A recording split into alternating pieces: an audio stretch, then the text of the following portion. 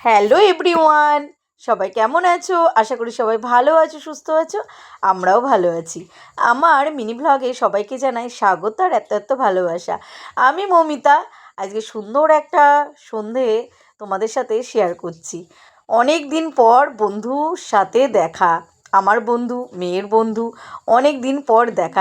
আজকে সন্ধেবেলায় চলে গেলাম বন্ধুর বাড়িতে বি গার্ডেনে। দিশানার বার্থডে ছিল, বলতে পারো 3 মাস পর ওদের সাথে আমাদের দেখা হলো। সেই ভাইফোঁটাতে এসেছিলো ওরা, দেখা হয়েছে, তারপরে আর দেখাই হয়নি। তো ভীষণ ভালো লাগছে গিয়ে, অনেক দিন পর। আর মেয়েরও বেস্ট ফ্রেন্ড দিশানা, আমারও বেস্ট ফ্রেন্ড চৈতালি। আজকে দিশানার ছিল 7th বার্থডে। ওই দেখো চই আমার বন্ধু, আর দেখো সবাই আমরা এখানে দাঁড়িয়ে বসে আছি, যেহেতু বার্থডে গার্ল এখন কেক কাটবে। কেকটা দেখো কি সুন্দর না? কেকটা খুব সুন্দর দেখতে কিন্তু। তো চলো, বার্থডে গার্ল এখন কেক কাটবে। আর ওই দেখো সারাও পাশে আছে, আর পাশে ওগুলো দিদিরা, দিশানার মামার মেয়ে, জ্যাঠার মেয়ে, সবাই আছে।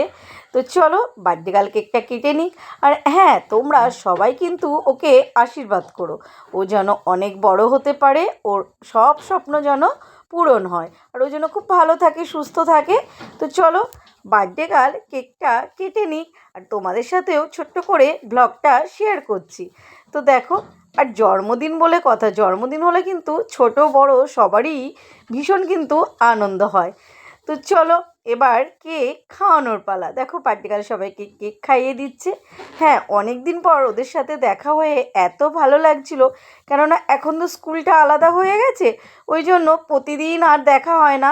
ও আমাদের বাড়িতে আসলে দেখা হয়, আবার আমরা গেলে দেখা হয়। ফোনে আমাদের প্রচুর কথা হয়, কিন্তু দেখাটা এখন কম হয়। তো সারা তো ভীষণ খুশি, আর আমিও খুব খুশি, মানে এত ভালো লাগছিল কি বলবো সবাইকে পেয়ে। তো এই দেখো দুজনকে নিয়ে, দুটোই কি মিষ্টি দেখো, তাই না? খুব মিষ্টি।